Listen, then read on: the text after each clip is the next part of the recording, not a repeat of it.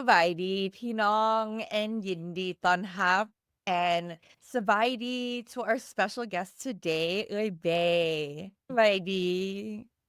Yes, Kapjai, and welcome everyone to Voices from the LAOboratory Podcast. My name is Sunisa Nwansi, and I'm the founder of LAOboratory. LAOboratory is a hybrid third space that exists for Lao women to connect, play, explore, learn, and celebrate. We hold virtual and in real life events, workshops, and retreats. And our next retreat is coming up next month, August 7th through 10th, 4 days, 3 nights in a beautiful, gorgeous house in the northern Catskill Mountains of upstate New York. As LAOboratory, we also collaborate with and support other Lao diaspora related projects in the US and in the motherland of Lao. And lastly, we started a podcast, this one, that centers the experiences of Lao diaspora women, sharing our stories, our passions, and creativity.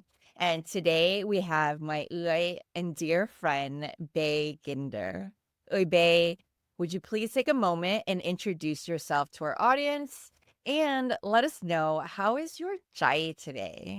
อืมสบายดีนิสาขอบใจหลายๆเด้อที่มาเว้านำกันมาม่วนนำกันเดี๋ยวนี้อ่าชื่อข้อยแม่นเบกินเดอร์มันนามสกุลมาแต่ลาวแม่นศรีกุลบุตร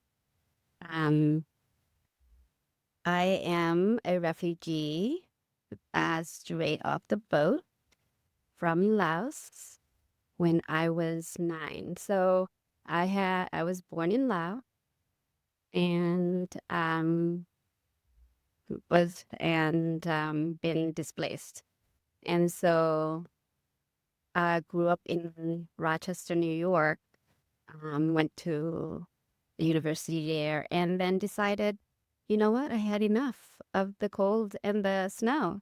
So I again sought refuge in warmer climate and is now living in Hilton Head Island, South Carolina, where I met my husband. We have 2 kids together. They're in their 20s. And yeah, 3 dogs and a cat. Oh my goodness. Full house, full heart. And I'm so happy and grateful. ใจค่อยดีเพราะว่าได้ได้ฮู้กันกับนิสามา 2-3 ปีแล้วมาได้เว้ากันอันนั้นมา share, you know, it's like sharing our stories. So ใจค่อยดีใจหลายๆเดี๋ยวนี้นะขอบใจหลายเด้อนิสา Kapjai, and oh, how many stories there are, right? I'm curious about your name, Bay. Bay is Sulin, no? ซื้อลิ้นแม่นแล้วซื้อลิ้นซื้อนี่มาแต่ตอนเกิดมาพ่อแม่ให้ซื้อเบ้ but แล้วเพิ่นให้ซื้ออันนั้นเพชรมณีและศรีกุลบุตรมันนามสกุลของพ่อแม่มีแล้วก็ใส่ Bay Ginder เพราะว่ามันง่ายเนาะเพราะว่ามันคนอเมริกาเว้าเพชรมณีศรีกุลบุตร oh my goodness มันยาวโพด เราให้คนฝรั่งเว้าง่ายๆ ให้ เนาะ มันง่ายๆ make it easy เลยเด้อ Yeah. Do you know the meaning of your name, Pitmani? Oh,เพชรมัน gem jewelry like It's diamond diamond. specifically, yeah. ขอบใจเด้อ wow oh my goodness now we're diving into something totally different. Okay, I'm gonna just put that in my little safe because that's such a gem. Yeah. Thank you. ขอบใจเด้อว่าแบบนั้น No, you're a gem, right? You were a diamond treasure to your parents when you were born years ago in Laos. So that's actually one of my first questions is about that. You were born in Atapu or were you born in Vientiane, right? สวรรณเขต actually Oh, เพราะว่า yeah. พอ พอมาแต่อัตตปือแม่อืมอยู่สวรรณเขตและพอไปเฮียนไปแล้วไปเห็นกันแล้วเลยไปไปเอากันญี่ปุ่นและอ่าเพิ่นได้ข่อยญี่ปุ่นเลยเพิ่นยังน้อยบ่ Oh. ฮอดปีที่เพิ่นมาอยู่เวียงจันทน์แล้วก็เพิ่ Oh. นเพิ่นเป็นอันน่ะ their teachers in Laos so yeah เลยอยู่เวียงจันทน์จือแต่อยู่เวียงจันทน์บ่จืออยู่สวรรณเขต Mm. yeah Okay, so you were born in the great city of Savannah, but you don't remember it. You moved to Vientiane shortly after. I'm curious, like, what's a memory that you have from Laos that you can share with us? many memories um let's see playing hopscotch just on dirt with my friends like drawing the actual hopscotch on the dirt and then just picking a Mm. rock and like tossing it to the one, to the two, and then we played. Playing was so much simpler. Climbing trees, and picking fruit because we did have fruit trees. And that was play. I remember teaching myself how to ride a bike, in just riding around in circles where you can have that much room. But yeah, just the simple part of growing up. I do remember that. Uh-huh.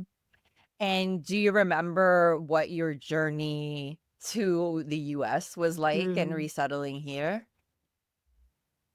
Yes. Yeah.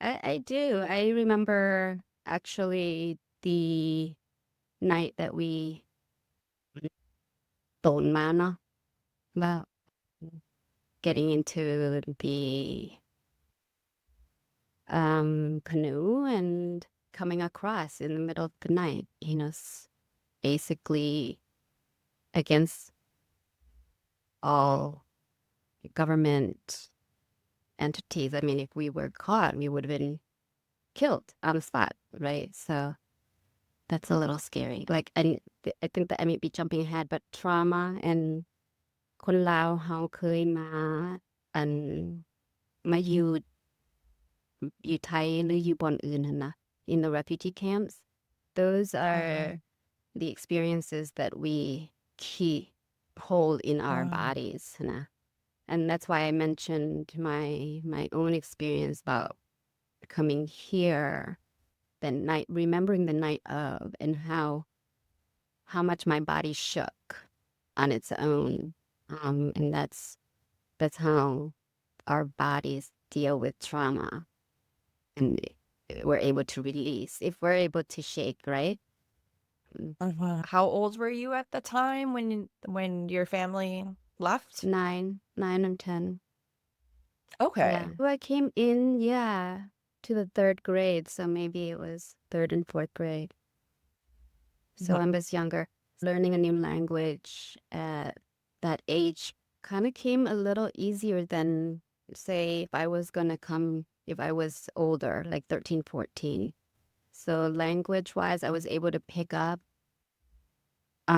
English fairly easily, even though reading comprehension probably was maybe a couple grades behind my peers.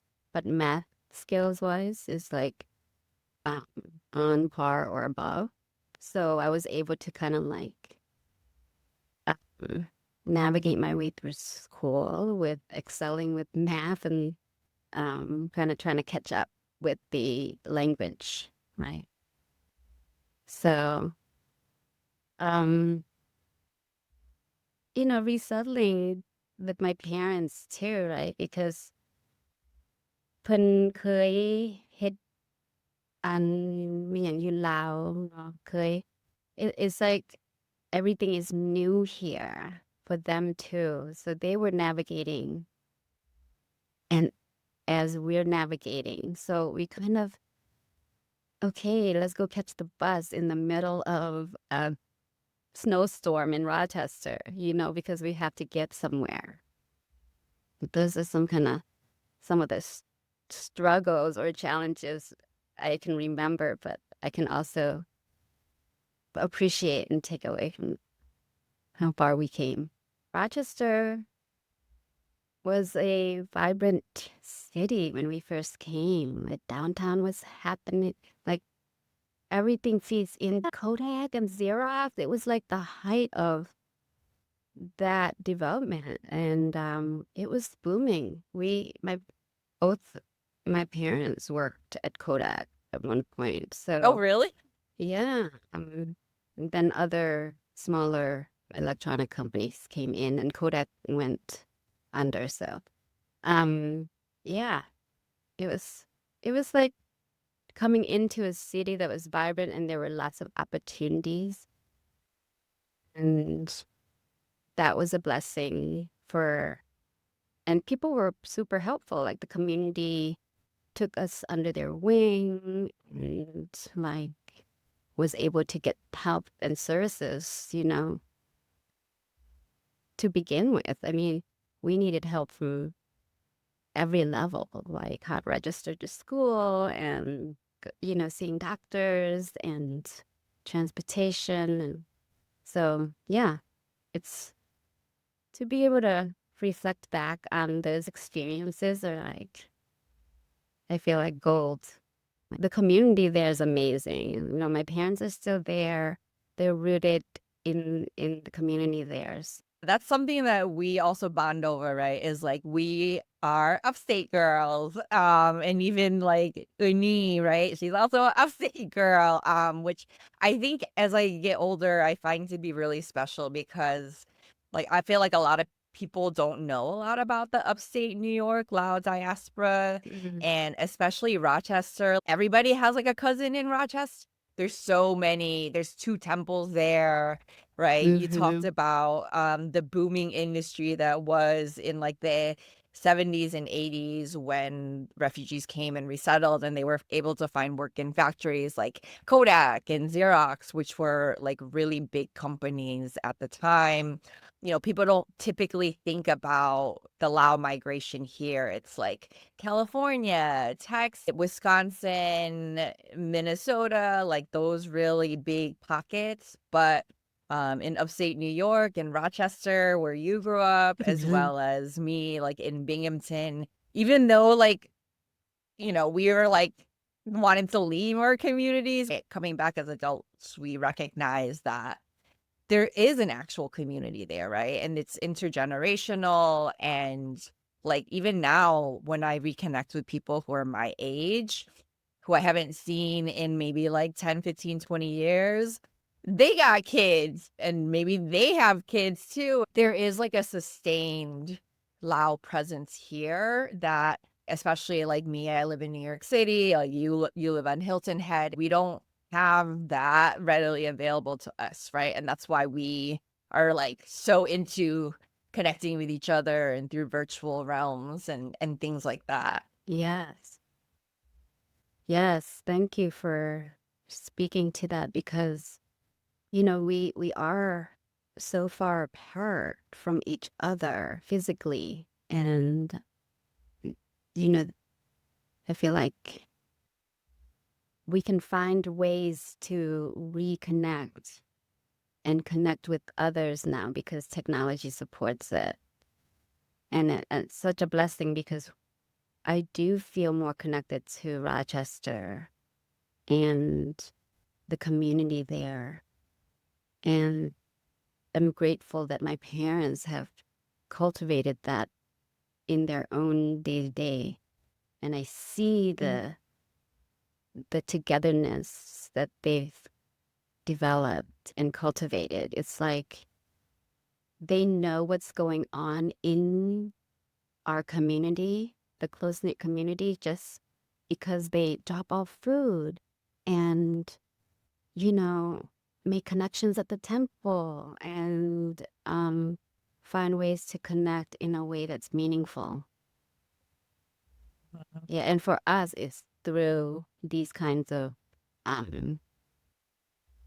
either social media or groups like laboratory where we hold these workshops or gatherings, which I'm so Uh-huh. grateful for because I would not Uh-huh. have that kind of connection here myself.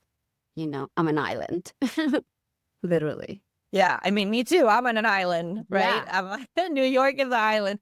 But I agree that technology, while I am taking a break from social media right now, I always affirm just the wonders that it has done for our diaspora. Like, I honestly, like, I never would have known my family in Laos. I never probably would have even traveled to Laos if it weren't for Facebook. Mhm. Like, that's where I met my family for the first time and then like start communicating. And so I really relish in the power of social media. And I'm so glad that my sisters encouraged me to take laboratory from like our little New York City local work to share, right? Even through something like the podcast or making a Instagram account. And I also I think about all the time, right? Like our reconnections back to Laoness because, it's like depending on where you live in your context and how you grew up and your experiences, like you might not even identify as a Lao woman, right? Or it might not be a part of your identity that is like important to you. Like for me, it's like front and center for me, when I talk about my work, being a teacher, being a PhD student, I'm just like Lao, Lao, Lao. Like it's such a regular word of my being. Whereas I would say like 15 years ago, not so much, right? And it was for me, it's really because I moved to New York City and I became a teacher of immigrant students who were really like reflections of your brothers and sisters, or aunts and uncles, right, of when they got here. And those were the people, my students and my colleagues were the ones who were curious about me, right? Really. Like, where are you from? What's your story? What's your positionality? Something that you've shared with me before is like comments that people have made about your loudness, Mm. particularly about like not being Lao. Mm. Um, Mm. and so I would love to hear you talk about this journey back to Laoness, like, and what's that been like for you as a daughter, sister, mother, wife of the Lao diaspora? Mm. Wow. That's I'm gonna just say I've been whitewashed. Um, during schools, university, I had white boyfriend growing up. I'm married to a white man, Um, I never thought about my loudness until my mom said, "You're not loud enough," right? And that like triggered something in me. I honestly have to say. It was like well, a stab in the heart. But also like she is right in a certain like because I don't speak Lao fluently. I don't follow the culture every, day. I live far away from the temple. That's not my regular practice. Um the speech part, like I think it's more for her. Like if if I was like if I say something kind of off or wrong, she'll laugh. And I would take that kind of personally at first when before because it just used to be like it hurts, when somebody, especially your mom, like says you're not something enough. So yeah, my journey back in that sense is like, how do I prove my loudness? Like, how can I be more loud? I mean, I show up, dark hair, skin color. I'm Lao. I speak some Lao. I eat. Lao food. Like, what else do I need to do to be more Lao in her eyes? Because as a child, you're always trying to please your mom, I feel like. And up until now, I mean, now that we know better, right? With the healing of our traumas, m- the journey back has been emotional. Um, has been a big layers and layers of reflection and healing. Especially because I have two girls. My Laoness is also their Laoness. Um, and I, leave room for them to be more curious about that. And I only came to my own curiosity, right? Maybe less than 10 years ago. So my journey back has been seeking out, you know, more of what I would love to learn more of Lao language, food, culture, be around my Lao sisters, you know. Um, that's basically it. Like reprogramming myself to like what is it that what is it that's gonna satisfy me in my journey back to Laoness? Like, what am I taking from that? Because my experience is here. I can't negate every experience is here that I've had in the United States because it's added to how my journey to now, to wanting more culture and more heritage and more reconnection with the land, the people, the culture. Yeah. What was the context of your mom saying that to you? Yeah, with the context of that, not really sure how that came about. I knew we were having a conversation about something in the car, and my husband was sitting there, and my dad, my mom. I don't know about other people's experiences, but let me speak to mine. Like when it comes to being not enough and coming from my own mom is like I've been like told I'm not a good enough wife or a good enough mom, and a good enough, Oh. maybe not a good enough daughter, right?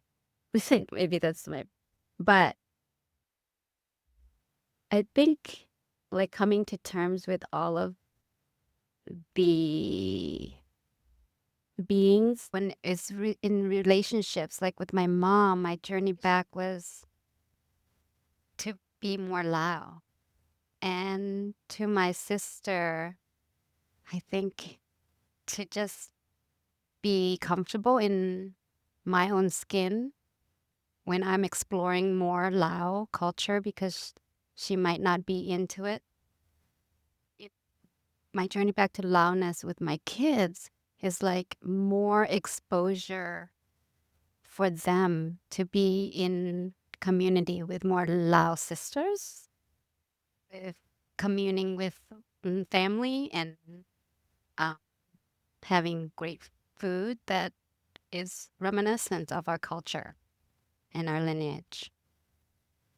And with my husband, it's a different, like, he met me right out of college, totally different person now, like having experiences that I've had and our time together also, in a relationship of like 30 years.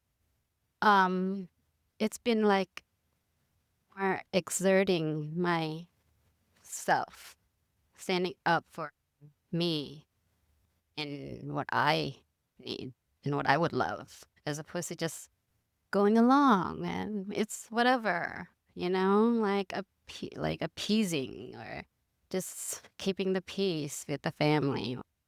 With that said, just it's it.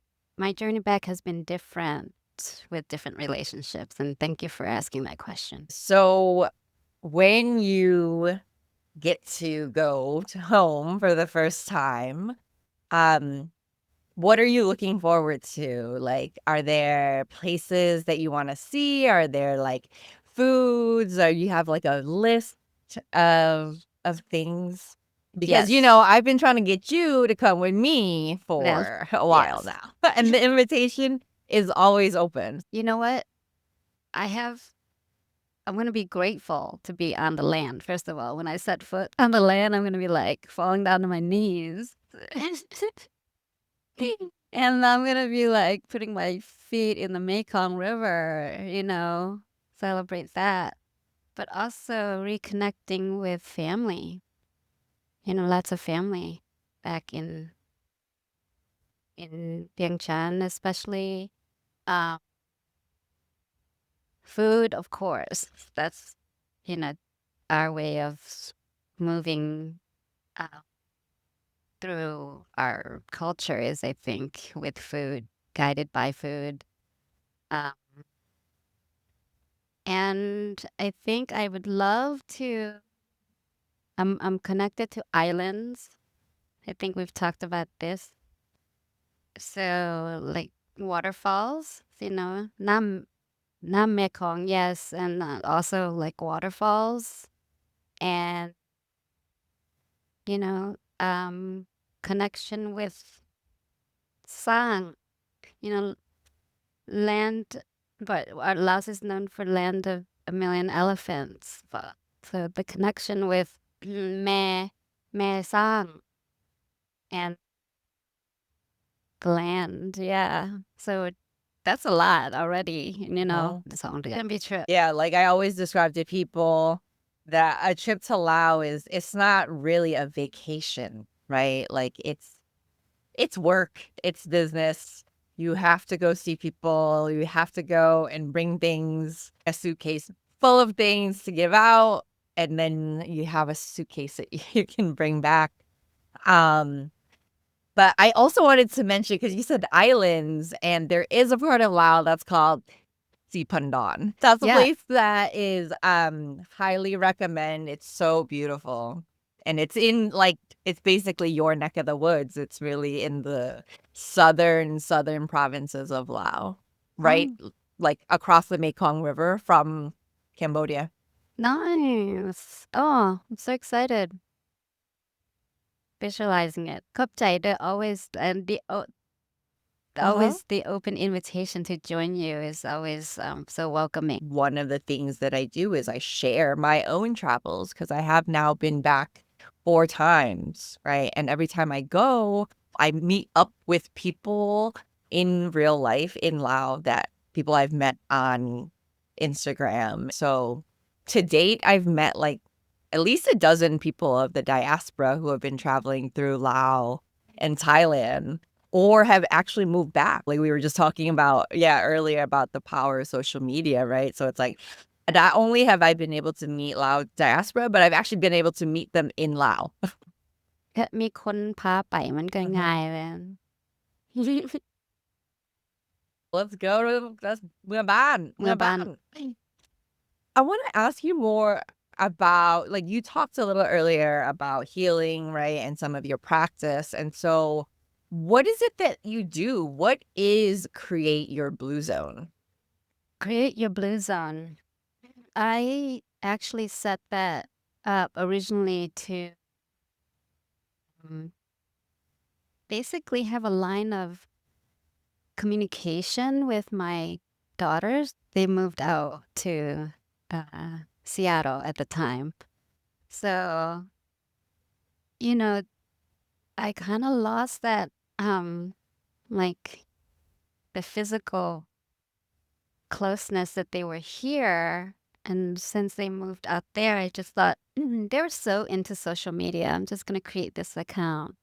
And Create Your BluZone is actually from that book called BluZone. I'm not sure if you're familiar, but it's a book that explored parts of the world whose older population live to be 100 or more. Like there's more of them per capita in those zones, so they called it the BluZone. Anyway, all that to say they explored food and relationships and lifestyle to live in vibrancy and longevity, right? So Create Your BluZone is basically my share to my kids, but then, other people came along and it's nice to have, but also just like to share how they can create their own blue zone wherever it is that they find themselves, however they find themselves. Uh, because different situations will be challenging for us. What food are you putting into you? So physically, what is that affects your zone? So how are you breathing? What are your rituals in the AM? And how do you prepare your body to receive your day, you know?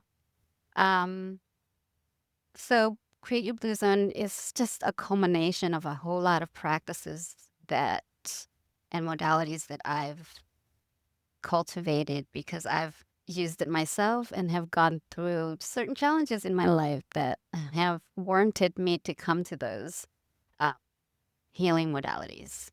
So, and my family, how my husband's side of the family show up in their diseases, right? Of the body, like mental health issues, diabetes, hormonal stuff. I mean, you name it. We are, as a woman, we're connected to all different people around us, and they affect us. So, Create Your Blue Zone is my share to be a human on Earth. Get too deep or anything. And no, I didn't know that that was something that you started to connect with your daughters who were at the time living across the country. And I adore that because my work too is also because of my connection with my mom. And I know that, there's like other Lao women I've also talked to who their work is about like the mother-daughter relationship. And so I think it's really special how much it shows up in our work, right? And especially as somebody who is both mother and daughter, right? Such as yourself. You mentioned that it's, your family too, right? Your other side of the family, as well as I imagine your parents, right? So I see like lineage, right? I see like ancestry and hear that when you're talking about creating your blue zone. I think it's so interesting too because like these blue zones, they're geographic places around the world. But for us as diaspora, for us as a displaced diaspora, as you described us, right? Like it's really interesting to think about like how we create, a wealthy, healthy ecosystem when we're not in the place that we like where our various roots are, Yeah. you know? We can, I think where we were born, like how we come into the world definitely has some programmings attached to it, right? And then taking us out of that place and as a refugee, as a diaspora, like how do we find resiliency in a place that we're not familiar with? And we do. As a community, we get to do that. Cultivate safety, sharing in community. It Yeah. speaks to our resiliency as a Lao community. We've been forced to be resilient through years of war and bombing and colonization and displacement. So I think that takes us to our next question. We've been having a lot of critical and hilarious and intense conversations about like ancestral practices, right? Knowledge, wisdom, and how that intersects or collides with, or sometimes we see it appropriated by Western science. Meditation, Yeah. right, is now mindfulness, kind of detached from the spirituality. Like you mention a lot about like going to temple, or we talk a lot about prayer and sukwan, right? One of our very important ancestral practices. What are you um unlearning and or relearning about your practices around meditation and energy and Reiki? And what are you learning as a Lao diaspora person about these practices? The practices of Kun Lao with meditation and just our way of life and the intersection of science is awesome, actually. When I learn it, of course, I spend, thousands of dollars learning and diving deep into um, yoga and Reiki and all of that. And just to say that our culture like offers it to us on a platter, and our practices of nope and Sonjai, all of that is really just an innate part of our lineage and our culture, that when the science of breath and mindfulness comes along, it's putting a name to something that we already innately know in our bodies. Don't necessarily need to name, right? So the intersection of science of the breath and meditation um, really brought me to a place where I can simplify, you know,จะคิดให้มันง่ายๆเด้ because we tend to make things hard on ourselves. When it comes down to it, it's just a มือด้วงขวานเด้อใส่ on your heart. แล้วมือเบื้องซ้ายอะใส่ lower stomach, and then just, close your eyes or lower your gaze if you can. Just nice deep breath and like slow exhale. And just come into your own body. You do a couple more and allow your shoulders to relax. And if something comes back into your mind that you're worrying about, okay, great. You noticed that. Congratulations for noticing that your mind wanders. And just say, okay, bring it back to my breath now. And that's meditation, but we complicate things for ourselves. Meditation really comes to using our body and being in our own body to feel in that moment and what comes to mind. It's making me think about myself too, because, like you admittedly said, like you learn about these practices, these sciences by spending a lot of money, right? Through these like capitalist certification pipelines. And then, in the process of decolonizing everything, learning about yoga from South Asians, having friends who are South Asian who talk about how their moms did yoga in pajamas, learning about different kinds of yoga. And you're just like, oh, I feel like all I learned was an abstraction, really, right? Is what, like you're saying, like that mind, and that the most that the mind can do is make something abstract, so detached from the body, attached just to a word, right?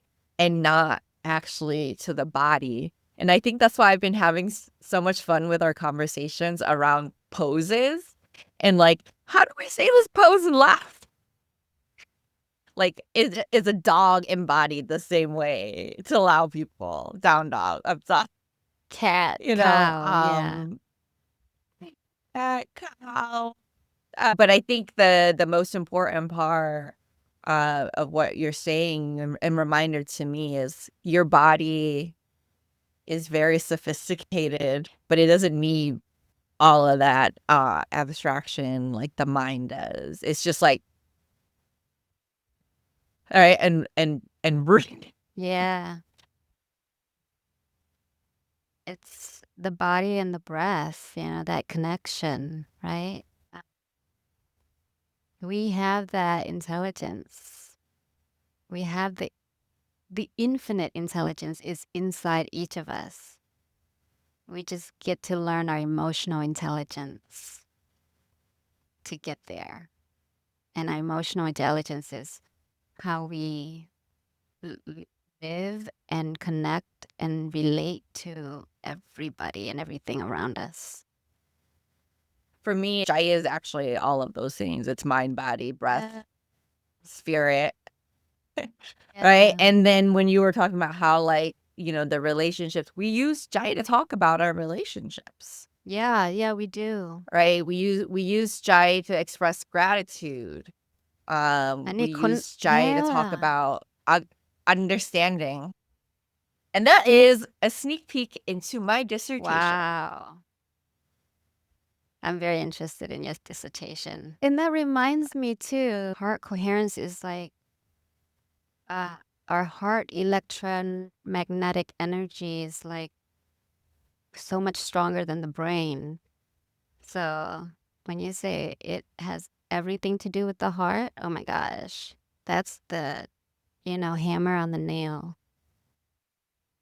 Because if we stray away from our hearts,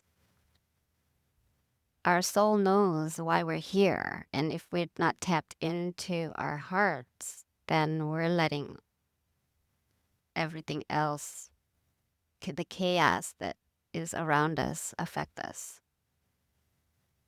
Let's talk about cannabis, or sa, as we call it. And you and I are both, right, for transparency, we're both avid sa users, practicers, enjoyers, connoisseurs. What is your experience with sa, and does it have a role or purpose in your health and well-being? For me, it was recreation to begin with. And I find that now it's therapeutic for me, for my hormonal balance, for my pain management, from the injuries to my spine that I had during college playing volleyball, cannabis, mother plant, right? Is medicine. เพราะว่าอันนั้น if it wasn't for that, I'd be on all kinds of meds, and who knows, I mean, that just messes up my stomach. And anyway, we're not talking about the side effects of pharmaceuticals. We're talking about the benefits and medicinal benefits of cannabis. I smoke it. I take it in tea. Interestingly, sa means tea. Yeah, right? So it steeps the same way. But maybe take longer. Like my mom used to, or still do, put it in the soup base. Even when we were younger, like I'm outing her right now. Like we use sa as medicine to help people regain energy and revive their taste buds and allow them to enjoy food more. And then that allows them to be healthy. Literally what they do with chemo patients. Except this. No, but that's why they legalized it for chemo patients. So throughout my childhood, Sa has been, in soup, say. And Uh-huh. recently, when my dad was at the hospital, past couple years, a couple times, he wasn't hungry. His appetite was just, you know, zero. And we had to do something. And the only thing that we can think of was start making him soup with that and allow his body system to get back to balance. And then, he could feel stronger and the return of appetite. So it worked both times. You're like, it works for me every day. It works for me every day to alleviate my pain. And yeah, exactly. It's been a part of my daily maintenance in my health because our there's a system in our body called the endocannabinoid system. I mean, cannabis. So in and Like calling for it. endo inside of you, right? So we're just the neurotransmitters in our body um, have receptors for cannabinoids. So it's a natural way to bring our body back into balance if pain is what we're suffering from, hormonal issues. Not that it's an end all be all for everybody. So, you know, let's be clear. Mhm. There's a consumption where we overconsume or in a way that is not healthy. I mean, there's always that. But we also can use our judgment and our own body awareness and what we need in order to deal with the chaos outside or inside. Because we process a lot as the cells in the human body. We're always processing, even when we're sleeping. So it's important that we keep um, that we know our own bodies and what works for us. I'm not advocating for people to use cannabis or supsa or gin. I'm just saying what has been my experience with it in the medicinal and also recreational aspects. Right, I see that because it's legalized in most states now. So and that's great because you know we don't need to be putting people in prison for you know choosing plant medicine. Yeah, especially a medicine that is been a part of Lao practices for I don't even know how long. We do have a stigma with usage, right? There's this sense of guilt in maybe people that use it, and shame is a low frequency. And you know how and when we deal with energy and frequency, the the feeling of guilt runs deep, and in our community, because we've been programmed to shun cannabis, we we get to revert back to our ancestral ways, using plant medicine and getting the wisdom from Mother Earth. I heard you mention hormones a couple times, and we're going to be co-hosting a retreat together next month. Yes. What are some things that we will be discussing around hormone health? And what did you mean when you said we're always in perimenopause? Yeah, peri is just before, and menopause is that day that your period stopped. So when you're in menopause, that's like been one entire year since your last menstrual cycle. But then after that, you're postmenopausal. So, like, you're always in perimenopause.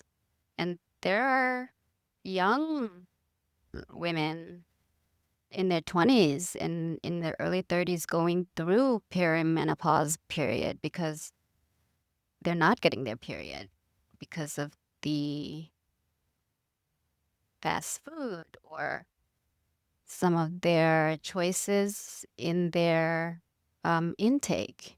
So perimenopause just refers to like you're still having your period, right? I just want to say, like, two women who are going through hormonal changes at any time in their lives, have compassion for yourself first and foremost, right? Like, know that you have the ability to command the state of your body by using your breath. We know that there's breathing techniques that can lower your cortisol level and therefore affects your body. And we get to use these in order to um, move through these transitions of life with ease. We are going to be talking a lot more about that at the retreat that we are co-hosting together next month with my mom. So why did you decide to collaborate with LAOboratory and Lao Helping Lao to do this retreat? And what's the process been like procreating with us? Wow, it's been a blessing. Thank you. And it's it's not like it has its challenges, right? Because it's new. But we also came into it like we're open to explore doing this together. And I think the openness that we have in communicating what our needs are and what's required for us to even do this together is like it's kind of magical, and also it can be fun, right? We made it fun for us, and we overcame some challenges. But I love how we came to do this work together. Come to like let's gather our Lao women, because a subset that's just unique, really, really divinely. This whole thing from me to you to me to my mom to this person's house has really all been powered by Lao women, our sponsors, people who support us. And I think that it just really goes to show how much we care about each other. We care about future generations. And we're happy to announce that we are sold out after weeks and months of planning and being shadow banned. You can reach out to us if you want to get on the mailing list for the next one. I always enjoy my time talking to you, but I'm really grateful that you came to the podcast as an official guest so that we could really get to know you more fully and have you tell your story to our audience. So I hope that all of you also enjoyed meeting Bay, who's going to be co-hosting the retreat with us next month. And she's always available for people if you want to reach out to her for any energetic supports. You can find her at Create Your BluZone. ขอบใจหลายๆเด้อ Again, I want to thank you for being a guest on the podcast, Bay. And thank you to all of our listeners for tuning in.